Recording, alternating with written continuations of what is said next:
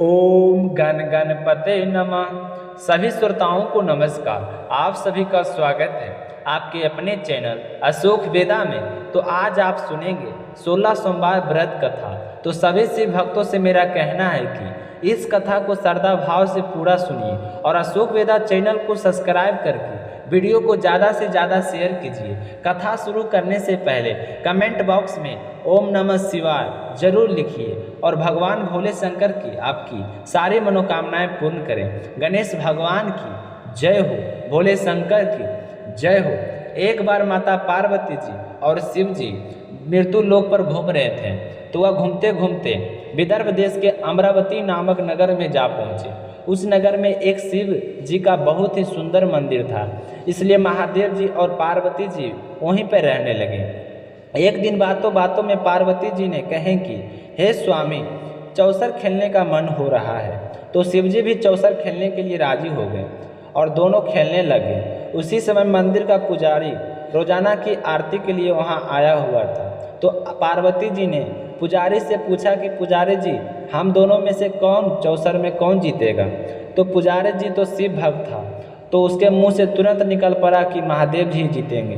तो जैसे ही चौसर खेलने का खत्म हुआ तो पार्वती जी जीत गई और महादेव जी की हार हो गई। तो पार्वती जी को बहुत ही गुस्सा आया। क्रोधवश उसने पुजारी जी को श्राप देना चाहे, तभी शिव जी ने उन्हें रोक दी और कहें कि यह तो भाग्य का खेल है, उसमें उस पुजारी का कोई गलती नहीं। फिर भी माता पार्वती जी ने शिव जी की बात ना मानकर पुजारी को कोढ़ी होने का श्राप दे दी, तो उससे कोढ़ी हो गया। वह बेचारा काफ़ी समय तक कोढ़ी से पीड़ित रहा। तो एक दिन एक अप्सरा उसे मंदिर में शिव जी का आराधना करने के लिए आई, तो उसने पुजारी को कोढ़ी को देखा। तो अप्सरा ने पुजारी के कोढ़ी का कारण पूछा, तो उसने अपनी सारी व्यथा उसे सुना दी। तो अप्सरा ने कहा कि तुम्हें इस कोढ़ी से मुक्ति पाने के लिए 16 सोमवार व्रत करना चाहिए। तो पुजारी ने कहे कि अगर आप मुझे 16 सोमवार व्रत का विधि बता दीजिए तो आपकी बड़ी ही कृपा होगी। तो अप्सरा ने बताया कि सोमवार के दिन नहा धोकर साफ कपड़े पहन लेना, आधा किलो आटे से पंजरी बना लेना, उस पंजरी के 3 भाग कर लेना, प्रदोष काल में भगवान शिव जी की आराधना करना, इस पंजरी के 1/3 हिस्से की आरती में आने वाले लोगों को प्रसाद के रूप में बांट देना और दूसरा हिस्सा नंदी को खिला देना और तीसरे हिस्से से स्वयं व्रत का पालन करना। फिर इसी तरह 16 सोमवार व्रत करते रहना, लेकिन ध्यान रखना कि पूजा करने के समय एक ही होना चाहिए। फिर 17वें सोमवार को चौथाई गेहूं के आटे से चूरमा बना कर देना और शिव जी को अर्पित कर देना। शिव जी को भोग लगाने के बाद में उसे चूरमे को लोगों में बांट देना, इससे तुम्हारा कोढ़ी तुरंत दूर हो जाएगा। तो यह सुनकर पुजारी जी बहुत ही खुश हुए और 16 सोमवार का व्रत करने लगे। तो जैसे ही उसने व्रत पूरा करके उपवास किया तो उसका कोढ़ी का रोग दूर हो गया और वह खुशी खुशी रहने लगा। एक समय शिव जी और पार्वती जी फिर से उस मंदिर में आए, तो उस पुजारी को एकदम से स्वस्थ देखा। तो पार्वती को बड़ी ही हैरानी हुई। उसने पुजारी से पूछा कि तुमने ऐसा क्या किया, तुम्हारे सही होने का राज क्या है? तो उस पुजारी ने कहा कि मैंने तो 16 सोमवार का व्रत किए हैं, जिससे मेरा कोढ़ी दूर हो गया। तो पार्वती जी इस व्रत के बारे में जानकर बहुत ही खुश हुई और पुजारी से उस व्रत का विधि पूछने लगी। तो पुजारी जी ने सारी विधि पार्वती जी को बता दी। तो कैलाश लौटकर पार्वती जी ने कार्तिकेय से मिलने की इच्छा से 16 सोमवार के व्रत शुरू कर दिए। तो जैसे ही व्रत पूरे हुए और उपवास किए तो उनका पुत्र वापस घर लौट आया और आज्ञाकारी बन गया।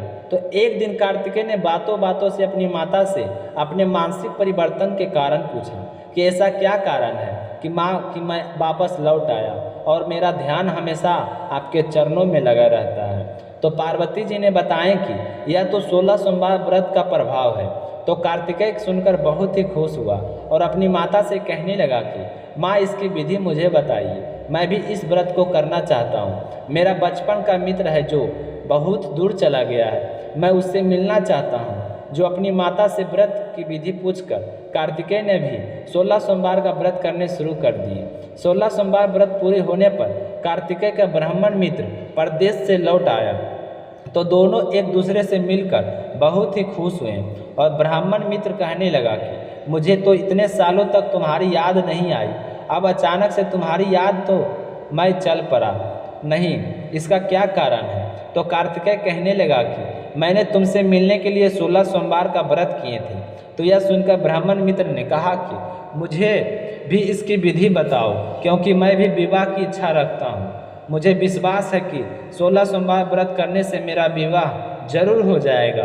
तो उसने विधि पूछकर व्रत करने शुरू कर दिए। जैसे ही 16 सोमवार पूरा हुआ तो एक दिन राजा अपनी पुत्री के विवाह की तैयारी करवा रहा था और अपनी बेटी के लिए स्वयंवर रचा था और यह ऐलान कर दिया था कि हथनी जिस किसी व्यक्ति के गले में माला डाल देगी उसी के साथ मेरी पुत्री का विवाह कर दूंगा। तो वह ब्राह्मण पुत्र देखने की इच्छा से वहां चल गया, लेकिन शिव जी की कृपा और भाग से उसे हथनी ने ब्राह्मण के गले में माला डाल दी। तो शर्त के अनुसार राजा ने उस ब्राह्मण से अपनी पुत्री का विवाह कर दिया। तो दोनों खुशी खुशी से रहने लगे। एक दिन राजकुमारी ने ब्राह्मण से पूछा कि आपने ऐसा कौन सा पुण्य किया है जो हथनी ने सभी को छोड़कर आपके गले में माला डाली? तो वह कहने लगा कि प्रिय, अपने मित्र कार्तिकेय के कहने पर 16 सोमवार व्रत किए थे, उसी के परिणाम स्वरूप तुम लक्ष्मी जैसी दुल्हन मुझे मिली हो। तो यह सुनकर राजकुमारी बड़े ही प्रभावित हुई और उसने व्रत की सारी विधि पूछकर पुत्र प्राप्ति का कामना से 16 सोमवार व्रत रखने शुरू कर दिए। तो जैसे ही व्रत पूर्ण हुए तो उसने एक बहुत ही सुंदर पुत्र को जन्म दिया। जब वह पुत्र बड़ा हुआ तो उसने अपनी माता से पूछा कि माँ, आपने ऐसा क्या किया था जो आपके मेरे जैसा पुत्र मिला? तो उसकी माँ ने अपने पुत्र को 16 सोमवार व्रत की महिमा बताई। तो यह सुनकर उसने भी राजपाट की इच्छा के लिए व्रत रखने के शुरू कर दिए। उसी समय एक राजा अपनी पुत्री के विवाह के लिए वर तलाश कर रहा था। तो कई लोगों ने उस बालक के बारे में राजा को बताया। तो राजा को उसकी सूचना मिली तो मिलते ही उस बालक को बुला कर देखा तो राजा को बहुत ही पसंद आया। तो राजा ने अपनी पुत्री का विवाह ब्राह्मण पुत्र के साथ कर दिया और शादी करके अपनी बेटी और दामाद को वहीं पर रख लिया। क्योंकि राजा के पुत्र नहीं था तो राजा ने अपने जवाई को ही सारा राजपाट सौंप दिया।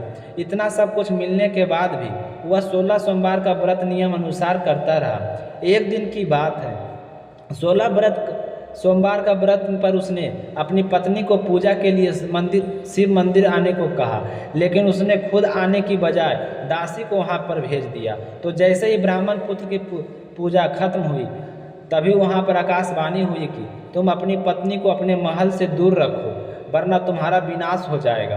तो ब्राह्मण पुत्र यह सब सुनकर बहुत ही हैरान हुआ। महल वापस लौटने पर उसने अपने दरबारियों को भी यह बात बताई। तो उन्होंने कहा कि जिसकी वजह से ही उसे राजपाट मिला है वह उसी को महल से निकालेगा। लोग क्या कहेंगे? लेकिन उस ब्राह्मण पुत्र ने अपनी प्रजा की सुरक्षा के लिए अपनी रानी को महल से बाहर निकाल दिया। तो वह राजकुमार हमारी भूखी प्यासी एक अनजान नगर में चली गई। वह एक बूढ़ी औरत थी जो धागा बेचने के लिए जा रही थी। तो जब उसने राजकुमारी को देखा तो उसकी मदद करते हुए उसके साथ व्यापार करने की मदद को कहा। तो राजकुमारी ने कहा कि ठीक है। तो राजकुमारी ने उसकी एक टोकरी अपने सर पर रख ली। तो देखा जैसे ही वह चलती जा रही थी तो थोड़ी देर बाद में तूफान आया और वो टोकरी राजकुमारियों को सर से उड़कर चली गई। तो वह जोर जोर से रोने लगी। तो बूढ़ी औरत ने कहा कि तुम तो मनहूस हो, तुम मेरी आंखों से दूर हो जाओ। यह कहते हुए उसे भगा दिया। इसके बाद में वह एक तेली के घर पहुंची। उसके वहां पहुंचते हुए उसके सारे तेल के गड्ढे फूट गई और तेल नीचे बहने लगा। तो उस तेली ने भी उसे मनहूस मानकर वहां से भगा दिया।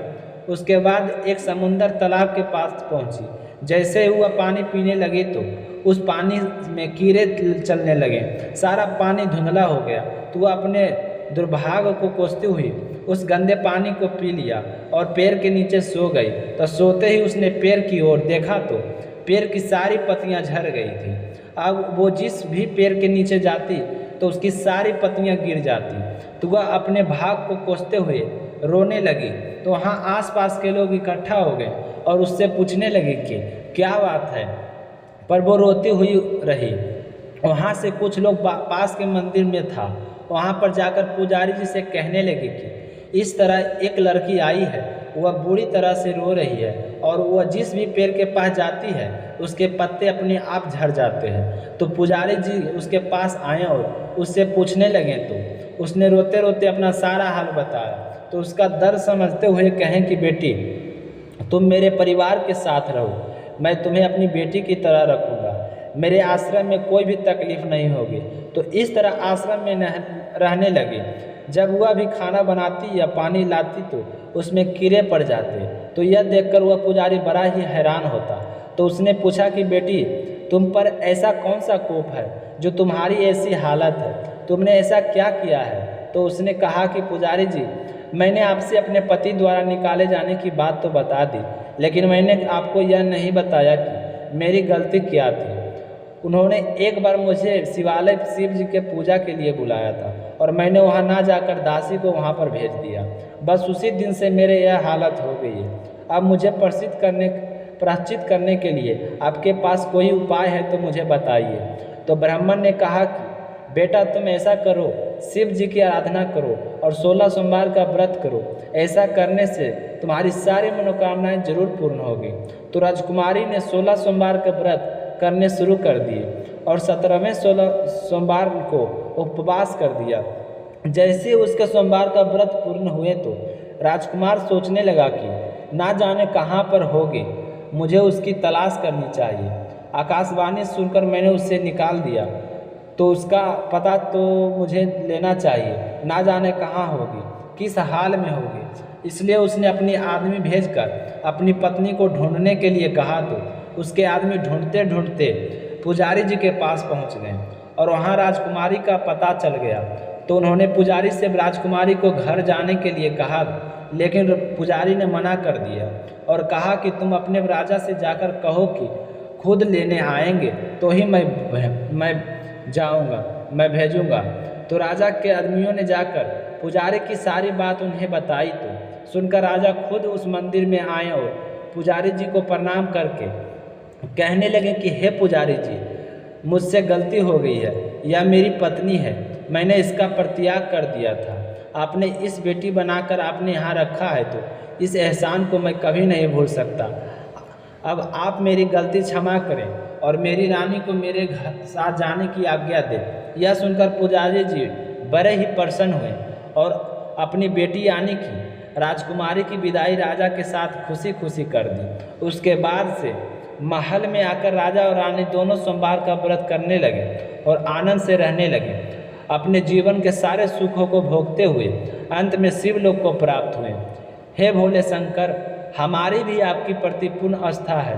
हमने व्रत रखकर आपकी इस व्रत कथा को बड़े ही श्रद्धा भाव से सुना है। अंत में आप हमारी मनोकामना पूर्ण करके हम सब पर आपका आशीर्वाद हमेशा बनाए रखें। ओम नमः शिवाय। हर हर महादेव।